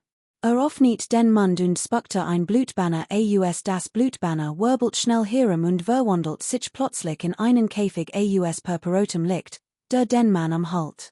Blutrots Licht schoss mit unglaublicher Geschwindigkeit aus den purpurroten Augen und traf augenblicklich all im unterirdischen Raum. Die schützend Aura des magischen Artefakts, das Han Li und sein Grupp umgab, war plötzlich nur noch ein Leerhall. Ein Blitz aus blutrotem Licht durchdrang mühelos die Vertidigung aller und drang direkt in ihr Körper ein. Die magischen Artefakte Han Li und die anderen stießen plötzlich ein lautes, hohles Geräusch aus. Das Blutrot Licht blitz auf, durchdrang mühelos die Vertidigung aller und drang in ihr Körper ein. Han Lees Gesicks Ausdruck Verandati sich Schlagartig, unter Drangti Soffet Dazu, sein Gottliches bewusst sehen in seinem ganzen Körper zu verbreiten. Doch seltsamerweise verschwand das Blutrot Licht, nachdem es in seinen Körper eingedrungen war, spurlos, was ihm ein beunruhigendes Gefühl gab. Peng peng, peng peng. In diesem Moment ertönte plötzlich ein seltsames Vibrieren in Han Lees Ohren. Aus irgendeinem Grund geriet sein Herz plötzlich außer Kontrolle, schlug rasend schnell und immer schneller. Auch sein Blut pulsierte mein vielfach schneller, und seine Dörren wurden unglaublich heiß. Die spirituelle Kraft in seinem Dantien wird ebenfalls von dem Herzschlag beeinflusst und begann instabil zu werden. Kapitel 114, Leben für Leben. Übersetzer, Loki 1994 Los, Jauschelu Zegter mit dem Finger auf die dreischneidet Schwarzkühl. Ein ohrenbetäubender Null holte weiter, und ein schwarzer Blitz schoss hervor und bot sich mit Wolle wuckt in den roten Lichtschirm darüber. Gleichzeitig erschienen unter dem Einfluss von Jiao Jias eindringlichem Sobersprutsch den Runen auf der Oberfläche des grünen Langschwerts, dessen Licht blendend hell ward. Den Ben verwandelten sich Han Lees Faust in unsalig Schattenforst, die ebenfalls blitzschnell auf den roten Lichtschirm einschlugen. Ein gewaltige Explosion, die Aussehen schickt des roten Lichts strahlte einen Heiligenschein aus, der tief eingebunden aufwies, aber kein Anzeichen von Beschädigung zeigte. In diesem Moment erstrahlten die blutroten Linien an den umliegenden Wänden plötzlich in einem hellen Blutrot und gaben seltsam, rasselnd Geräusch von sich. Die gewaltige Blutwuch wirbelt plötzlich herum und teilte sich in Strom aus Blutnebel, die sich in all Richtungen ausbreiteten und von den blutroten Linien in die Wände gesogen wurden, wie Whale-Wasser einsogen. Augenblicklich verschwand die Blutwuch, die den Himmel erfüllt hat, spurlos, und der Raum darunter wirkte noch trostloser. Die blutroten Linien in den Wänden wurden plötzlich viel dicker und größer als zuvor. Die unheimlichen roten Augen schwollen ein vielfaches und schienen intensiv, wild und furchterregend zu starren. Was Han Lee und sein Gefahrten überraschte, war, dass sich auch die Rot-Licht-Barriere, die sie in der Felswand vor dem Gipfel trennte, verfestigte. Der Bereich, wo sie drei Angriffen hatten, wölbte sich nach innen und strahlte ein blendendes Blutrotslicht aus ein lauter Nor. Die dreischneidig Schwarzkühl und das blau Langschwert zersplitteten. Han Lee spürte den Ruckstoß, sein Körper schwankte, und ein Ausdruck des Entsetzens blitz in seinen Augen auf. Bever sie etwas unternehmen konnten, erstrahlten die roten Augen ringsum in einem gewaltigen blutroten Licht. Ein blendendes, blutrotes Licht hullte den gesamten unterirdischen Raum ein und verwandelten in ein purpurrot Welt. Pochen, Pochen, sagt Han Lee und hob die Augenbrauen. Spürte deutlich ein viel starker Nätigewalt als zuvor, die durch das Blutrot Licht drang und unaufhörlich in seinen Körper strömt, wodurch sich sein Herzschlag schlagartig beschleunigte. Selbst mit seinem robusten Körper fühlte sich etwas überwältigt. Han Lee schrie vor Schmerz auf und setzte sofort mit aller Kraft die Technik des kleinen großen Wagens ein. Ein siebenstrahliges Sternenmuster erschien auf seinem Oberkörper, und ein Strom aus Sternenlicht umhüllte. Als seine Sehnen und Muskeln wurden augenblicklich hart wie Eisen. Ein Schicht aus Sternenlicht bildet sich sein Herz und beruhigte seinen Herzschlag schließlich etwas. Jiao Jias Gesicht war bereits kreidebleich. Wortlos formte ein Handzeichen. Ein hellblaues Leuchten flackerte in Herem. Ein dunkles Licht schoss aus seinem Inneren hervor, breitet sich rasch aus und verwandelt sich in einen alten Mann in schwarzer Robe, dessen ganzer Körper von einem blendenden aquamarinblauen Schein umhüllt war. In diesem Schein bewegten sich unzählige blaue Runen. Kapitel 115, Erneuten Kampf gegen Chiu Wu. Übersetzung, Han Lin Nhi und Kubihu. Bearbeitung, Wait. Wohin in Tianshui City war es dieser young man, der meinen Blutoraum durchbrach. Damals hielt ich es für Zufall, aber jetzt, im Rückblick, sehe ich, dass dies Person tatsächlich etwas Unheimliches in sich hat. Der alte Mann in Lila nicht die Augen zusammen und deutet auf Han Lee Chiu Wu, es scheint, als ob du an ihm interessiert bist. Dann überlas ich in dir, wir kommen uns die anderen beiden, die hässliche Frau in Schwarz sagt heiser. Das passe mir hervorragend, qui wu kishit. Warend die drei Stammigen, Bartigen Manner eier aufgeben aufteilten, beobachteten och die drei Personen auf Hanleys Seat eier Gegner, eier Gesichter werfensterten sich. Die Gegner waren drei unsterblich im frühen Stadium und war unsterblich, logisch betrachtet, dürften sie Hanleys Gruppe nicht ebenbürtig sein. Doch neben Hanley waren die beiden anderen schwer verletzt. Ein verzweifelter Kampf wird ihnen jetzt vielleicht nicht einmal die sofortig Flucht ermöglichen. Anscheinend sind dies die Untergebenen des losen unsterblichen Gongsho Hong, murmelt Jiao Bie und übermittelte Hanley und den anderen ein Nachricht. Dieser Ort ist äußerst seltsam, es konnte später etwas Schlimmes passieren, sagt Hanley, blickte auf die schwach blutroten Linien in der Wand und antwortet telepathisch. Wir müssen schnell und entschlossen kämpfen, kein Tricks mehr anwenden, Jiao Ju holt tief Luft und sprach.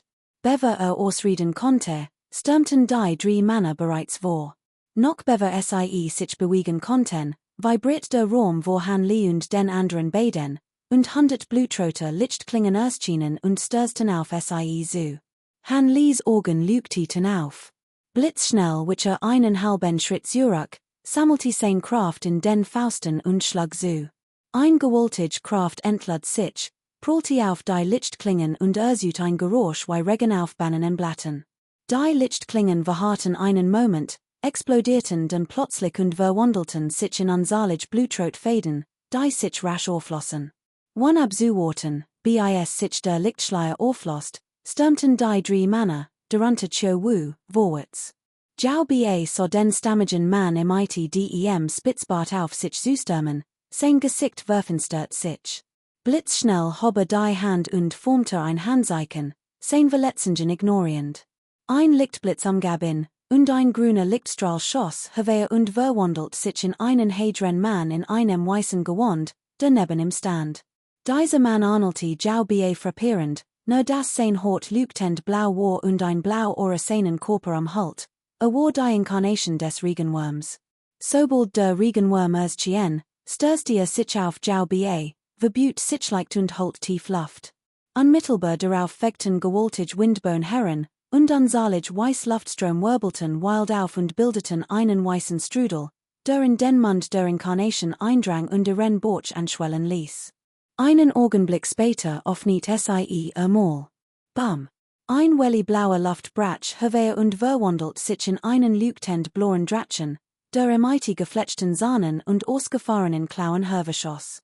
Der bartige Mann schnaubte nerverachtlich, sein Kraft zu sammeln, und hob ihn fast die Hand am Schlag. Vor seiner Faust erschienen knochenartig Panzerhandschuh. In diesem Moment schoss ein dämonisch Gestalt, umhüllt von einem Heiligenschein, hervor und traf auf den Kopf des angreifenden Drachen. Ein ohrenbetäubender Noller Tonte. Der Drachenkopf prallte frontal gegen den Dämon und schludert unzählig Windklingen in all Richtungen. Bum, bum, bum, scharf Geräusch hollten unaufhörlich durch den unterirdischen Palast.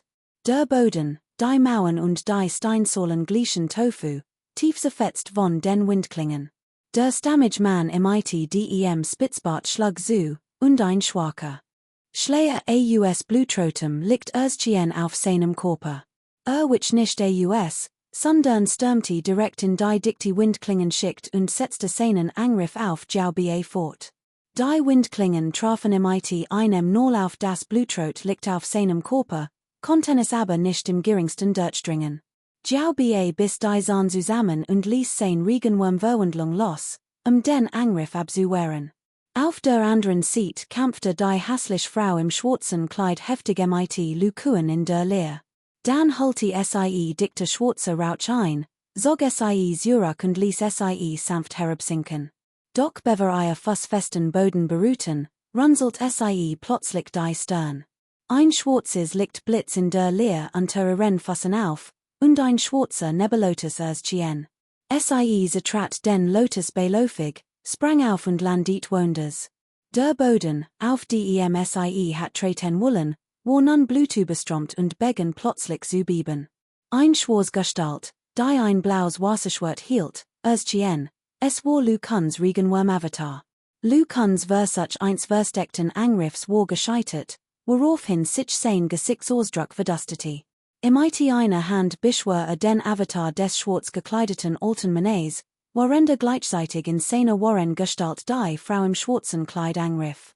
Nicht weit entfernt fixiert Cho Wu Han Li MIT den Organ und sagt kalt, Young, ich hab dich letztes Mal bemerkt. Du bist nicht von schlechten Eltern. Ich hat nicht gedacht, dass du ein schön unsterblicher bist. Mir fehlte zufällig ein gereneter Körper, die Blutpup zu werfen. Dein Körper, der war extrem Körper, ist perfekt gerenet. Han Li Sorinen, grinste und antwortet nicht, sondern hob nur leicht die Hand und ballte sie Faust. Als der alt Mann in seinem purpurnen Gewand dies sah, zuckten sein Augen heftig, und der Totungsdrang in seinem Blick verwandelt sich augenblicklich in eiskaltes Grauen. Dreht, Kapitel 116, die beiden Unsterblichen fliehen voller Angst. Übersetzt von, Kongpit. Bearbeitet von, Wait. Als Cho Wu den silbernen Feuervogel erblickt, versogar das Gesicht vor Entsetzen. Doch angesichts der Umstand konnte nur die Zahn zusammenbeißen und 3 Schluckblatt in die Scale in seiner Hand spucken. Das Blatt klebte in der Oberfläche der Scale, und jeder einzelne Tropfen wurde vollständig aufgesogen, so dass die Scale sofort summend zu vibrieren begann. Das Blutrot liegt darunter verstärkte sich, Runenring erhoben sich, und allmählich formte sich ein Blutsol. Ein Flutdrake erhob sich daraus. Sobald der Flutdrake aus der Blutsol hervertrat, öffnete sein Maul und spuckte einen Blutstrom aus, der sich in ein Farbwell verwandelt, die auf den silbernen Feuervogel zurast. Die Blutwell war dickflüssig und sah, vermischt MIT schwarzen Gaswolken, und verströmt einen entsetzlichen, widerlichen Gestank. Der silbern Feuervogel so dies, hielt aber nicht in und schlug sanft MIT den Flügeln. Sofort umgab silberns liegt seinen Körper und ersut unsalig silbern Feuerball, die sich der heranahenden Blutwell entgegenstellten. Mehrere laut Explosionen erschütterten den Himmel. Jeder silbern Feuerball, der die Blutwell traf, verursachte ein gewaltige Explosion und verwandelt sich in groß, sich ausbreitend silbern Flammenfelder. Wo immer die Flammen hinkommen, ertönte ein Zischen, und mehr als die Hälfte der Blutwell wird von den Feuerballen in weiß Rauchschwaden verwandelt. Im Enu wird die Blutwell wie ein Honigweb durchbohrt, und in ihrer mit Riss die silbern Flamme ein 6 bis 9 Meter breites Loch. Der silbern Feuervogel verwandelt sich in einen silbernen Blitz, durchbrach das Loch und rast direkt auf Cho Wu zu, der dahinter stand. Als Cho Wu dies sah, nörschte MIT den Zahnen, sein Finger bewegten sich blitzschnell, und die Bluttore den Körper des Blutdraken entfaltet sich, in der unsalig schimmend Runen schwach zu erkennen wären. Die Blutschlange stürmte wütend auf den silbernen Feuervogel zu. Ein blaues Lichtblitz in Han Lis Augen auf, erschienen etwas gedacht zu haben und zuckte plötzlich zusammen. Hastig sprach seinen Sorbesprach, den Feuervogel zurückzurufen. Doch in diesem Moment erstrahlten die Runen auf der Oberfläche der Blutschlange in noch hellerem Licht und explodierten in einer großen Wolke aus Blutnebel, die den silbernen Feuervogel vollständig einhalt, bevor dieser zurückkehren konnte. Ein klarer lauter Tonte, und ein silberner Feuerball schoss aus dem Blutnebel hervor, verwandelt sich in den silbernen Feuervogel und flog blitzschnell auf Han Li zu. Der Feuervogel wirkte etwas benommen, sein Körper noch immer von Blutnebel bedeckt, deutlich gezeichnet von der Explosion der Selbstzerstörung der Blutschlange.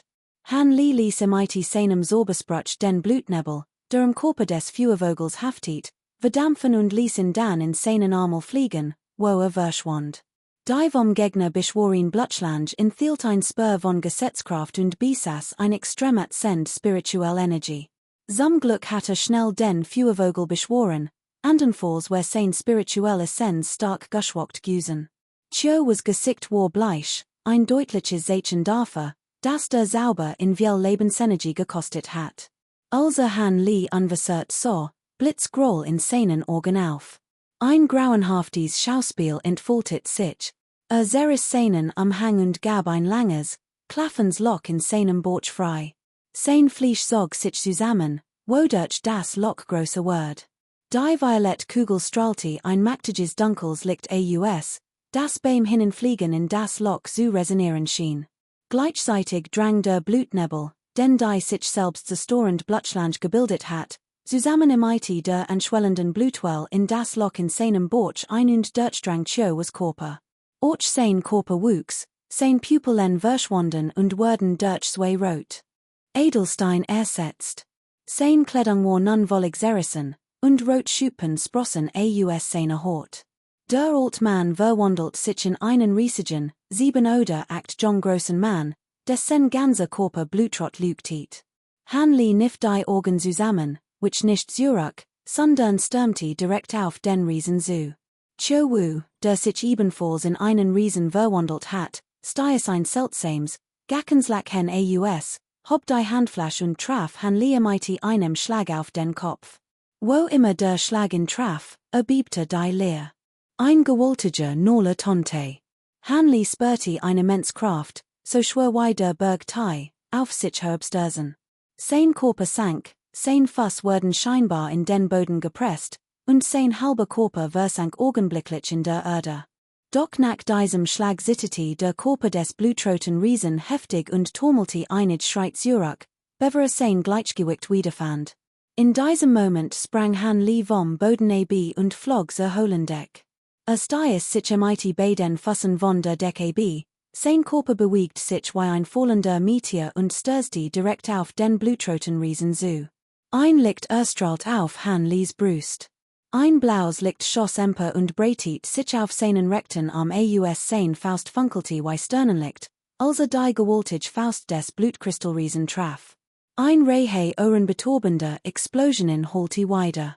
Wie ein einstürzender Berg, dessen Erde bebte, zerstreut sich das Blutlicht auf der Oberfläche des Riesen und zersplitterte in Kristallfragmente, die zu Boden fielen. Hanlis Angriff war unaufhaltsam.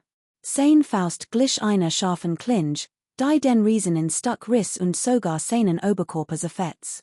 Der Blutkristallries blieb regungslos stehen.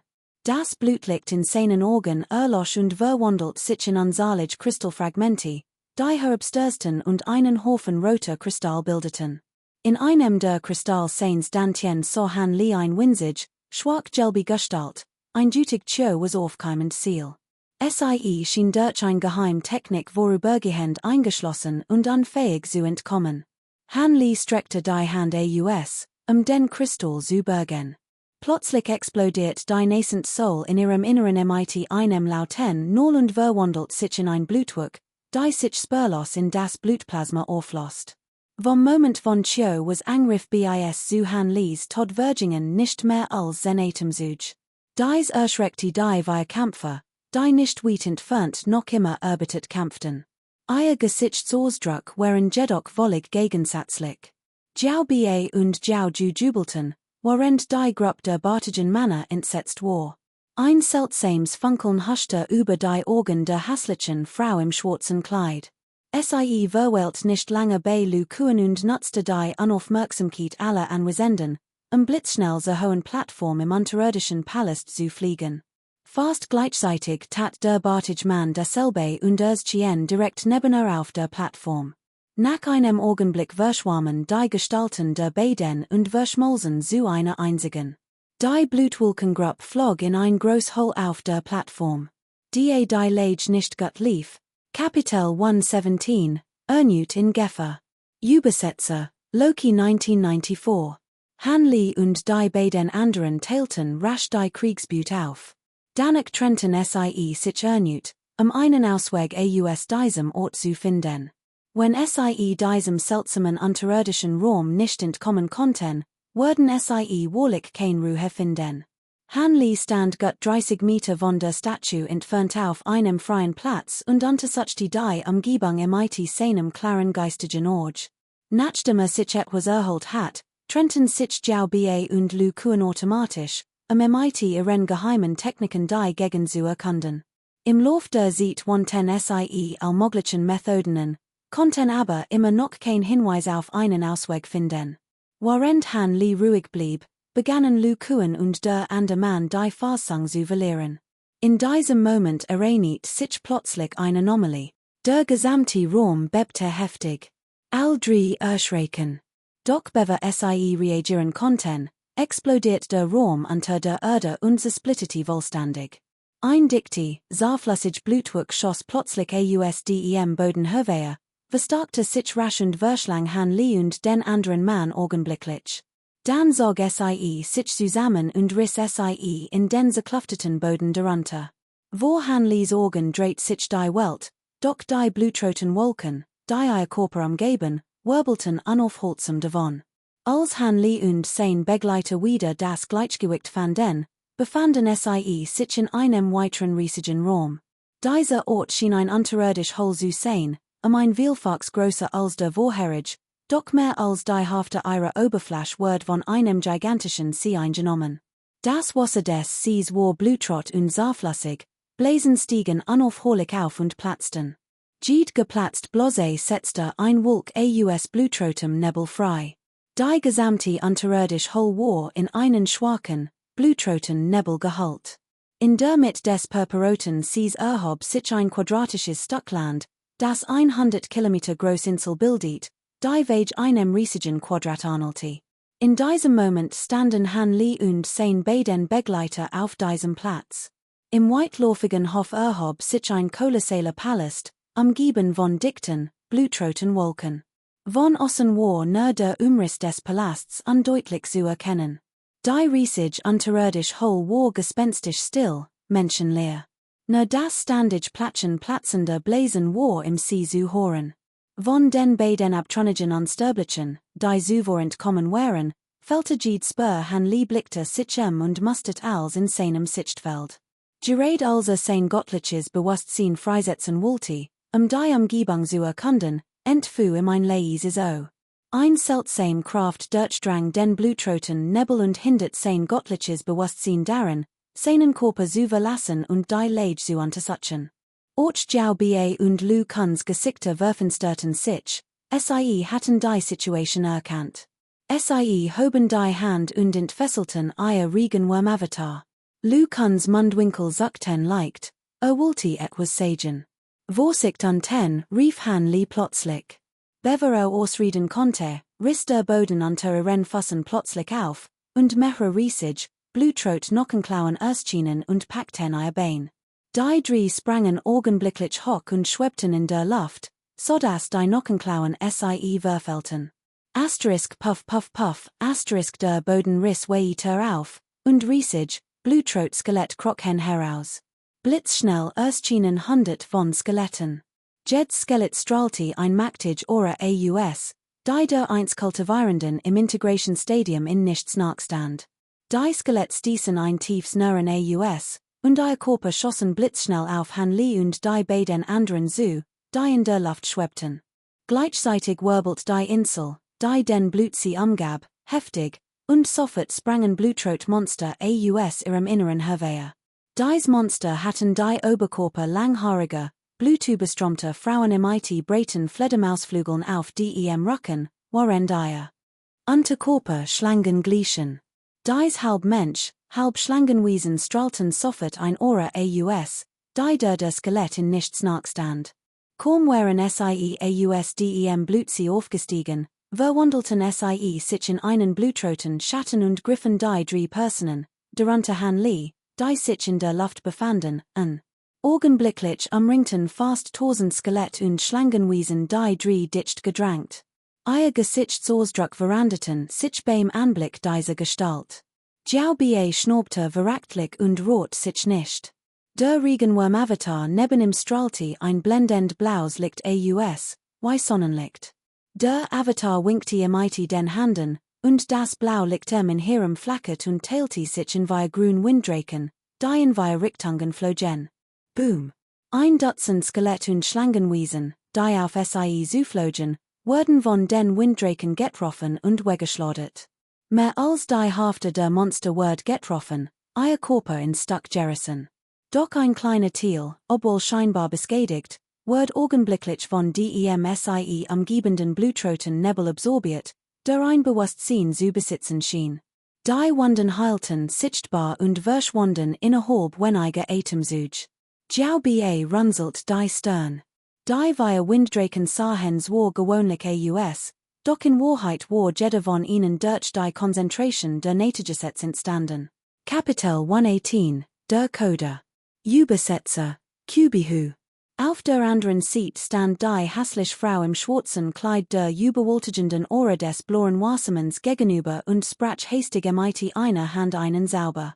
Boom, ein Lots Boom, der schwarze Wolfsanstab in ihrer Hand strahlte ein blendendes schwarzes Licht aus, und gewohnt den Blutrot Muster erscheinen auf seiner Oberfläche. Ein purpurrot Flamme am Halt den Stab. Sie stieß einen leisen Schrei aus und schwang den Stab in Richtung der Leer vor dem blauen Wassermann. Sofort holte ein Reihe donnender Explosionen aus der Luft. Dann erschien ein Mass von Stabelden, die gewaltigen Bergen glichen. Jeds Stabbild war von purpurroten Flammen am Halt.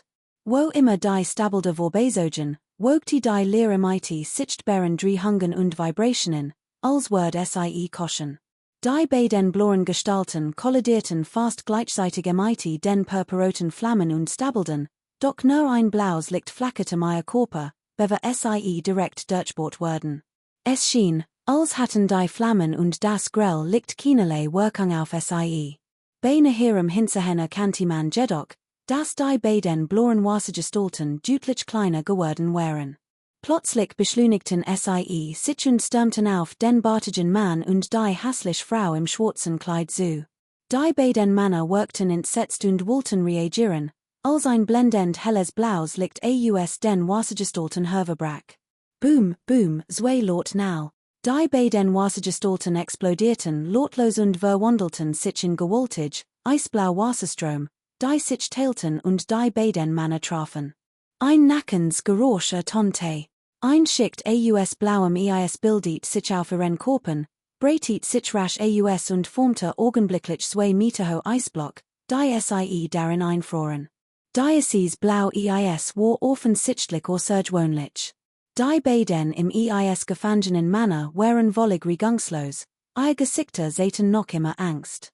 Doch nach einem Augenblick leuchtet ein blutrotes Licht von ihren Körpern aus das Eis nackte Lot, und spinnennetzartig bildeten sich auf seiner Oberfläche. Lukans Gesicht war kreidebleich, und das Blau Licht im seinen regenwarm Avatar neben ihm war deutlich schwacher als zuvor, ein klar Zeichen dafür, dass diese Zauberwelle Energie verbraucht hat.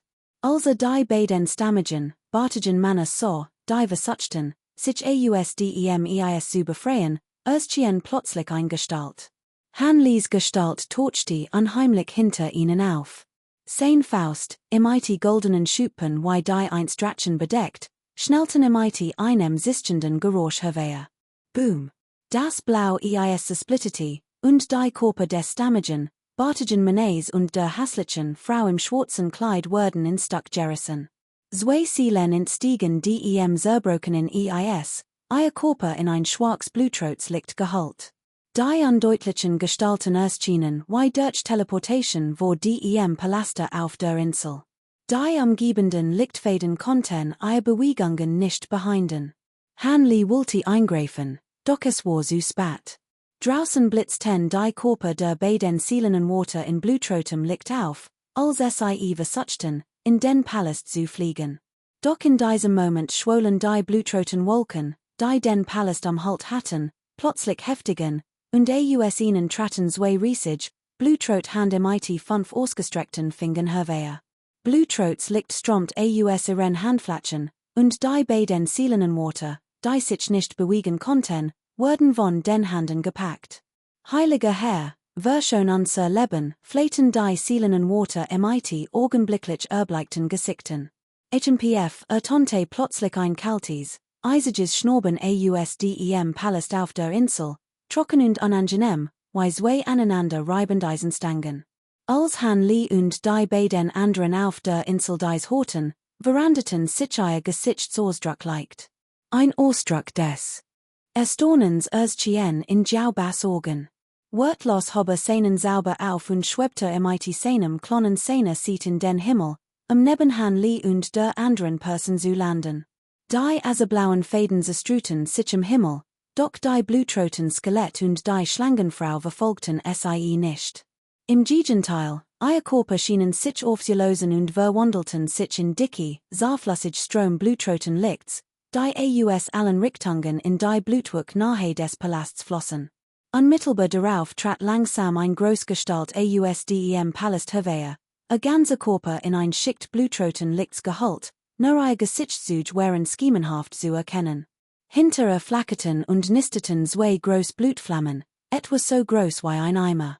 Die Blutflammen waren etwas ungewöhnlich, die Außer Schicht war Blutrot, aber das in ihr purpurrot und weiß. Zwei Gesichter erschienen in den purpurroten und weißen Flammen, der klein, stammige Mann im purpurnen Gewand und Show von Zuvor. Heiliger Herr, wir haben unabsichtlich zugelassen, dass unser Körper zerstört werden. Wir brauchen nur einen gereinigen Körper, die weiterhin dienen zu können, wir flehen den heiligen Herrn am Naden. Die Seelen des bartigen Mannes und der hässlichen Frau, die purpurrot Gestalt erblickten, flehten ernüt Lot. Bitte, hat all in den vergangenen Jahren schwer gelitten. Ich werd mich selbstem den Rest kommen, Gungsho Hong sprach dies wird langsam aus und hob den ihn fast die Hand.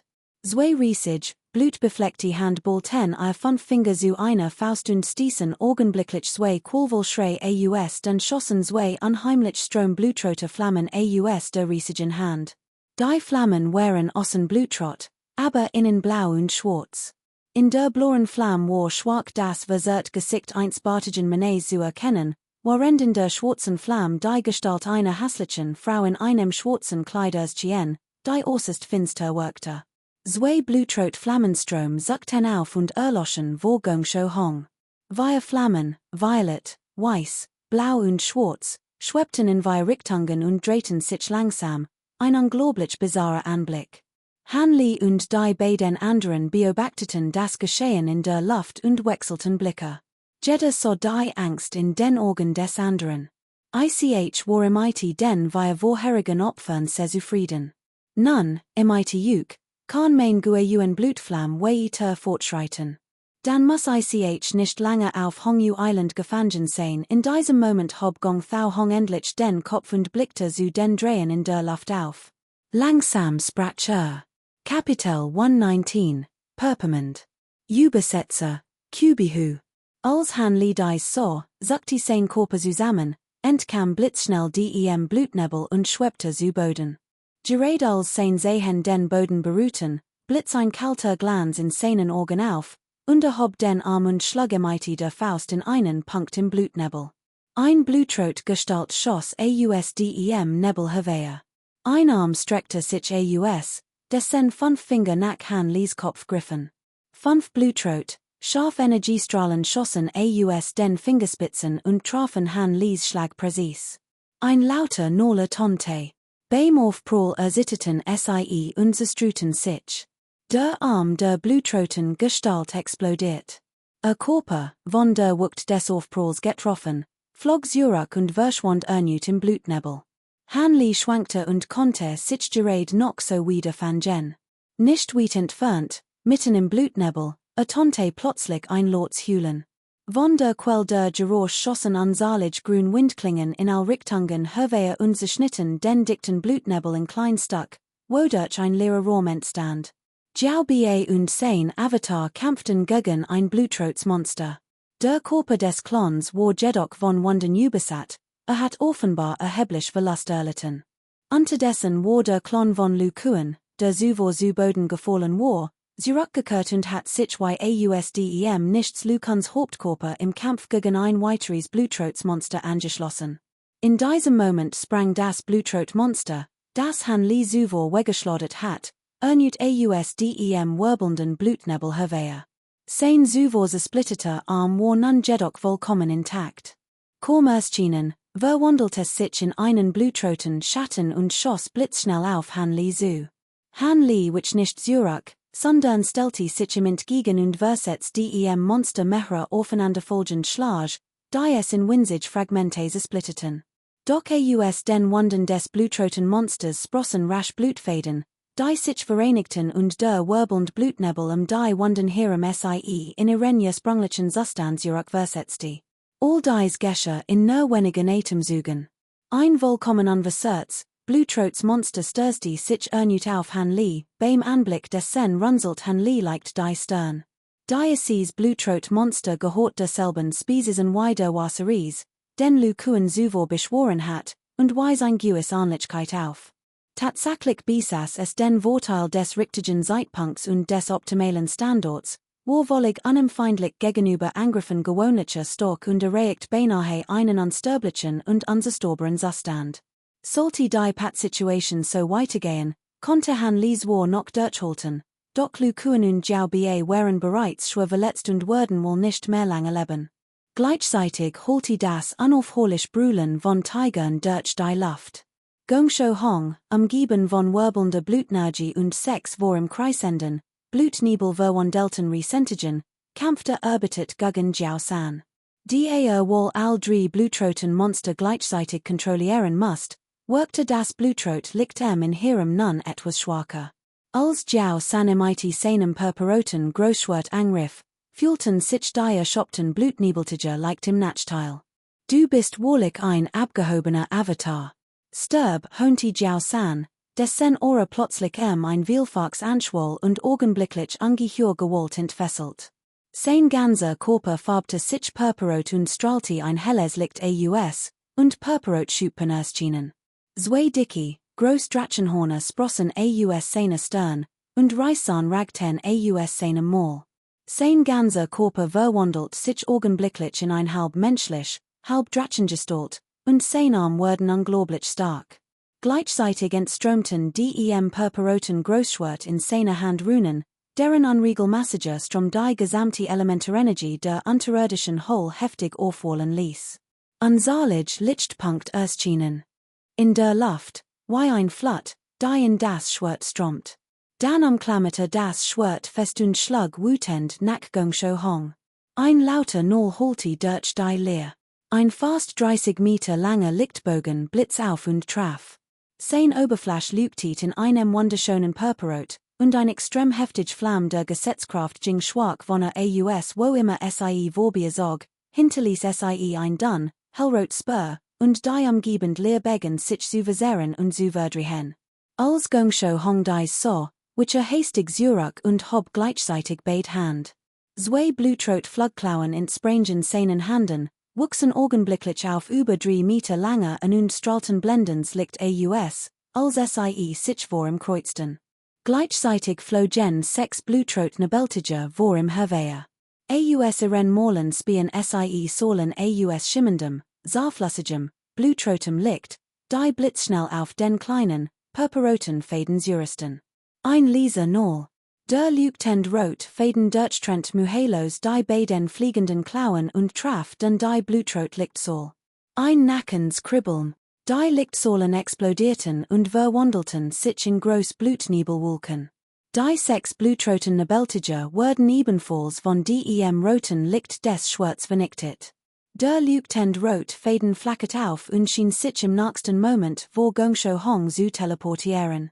Doch in diesem Augenblick erschien ein Schicht aus Blutrotem Licht Gongsho Hongs Körper und verwandelt sich in ein schimmend, blendend Rüstung.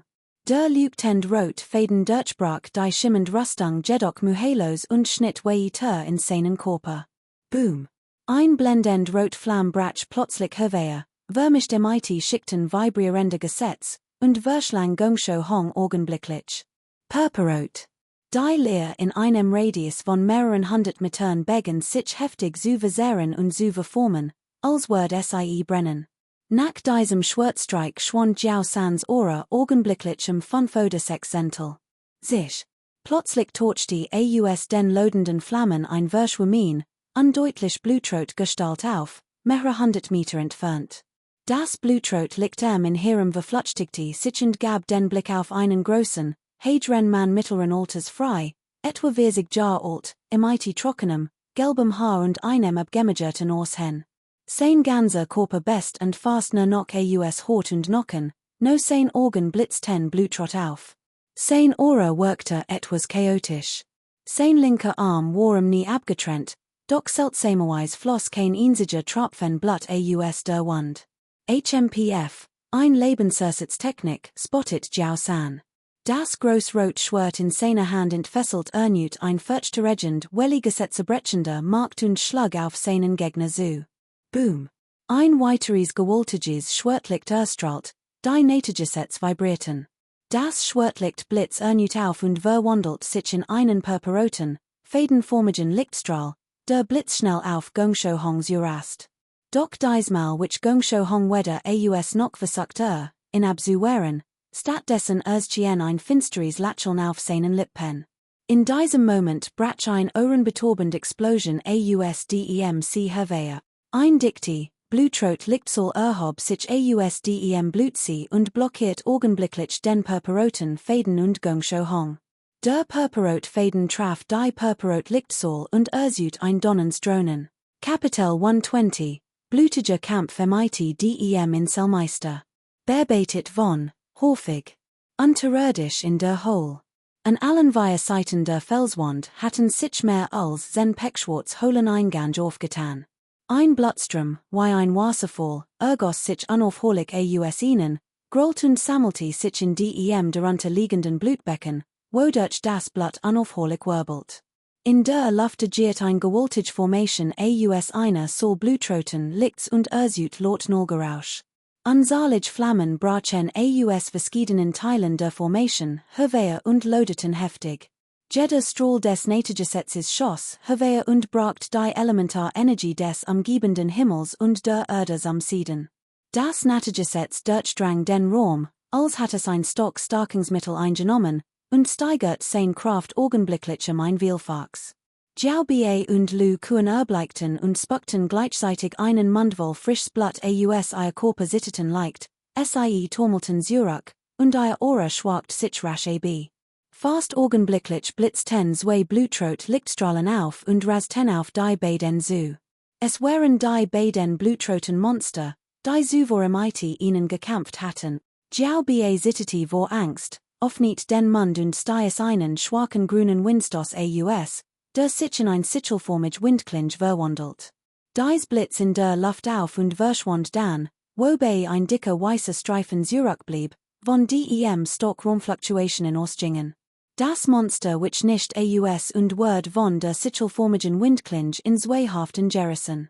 Die beiden Haften seines Körpers verlangsamten sich nicht und verwandelten sich in zwei Blutrot Lichtstrahlen, die direkt auf Jiao Bie zuschossen. Sie durchbohrten seinen Körper, stießen ihn in den Rücken und verschmolzen dann wieder zu einem einzigen, blutroten Monster. In seiner Hand hielt es ein klein, wenig Zentimeter groß Gestalt ausdruckslosem Gesicht. Es war Jiao Bas nazierend Ziel.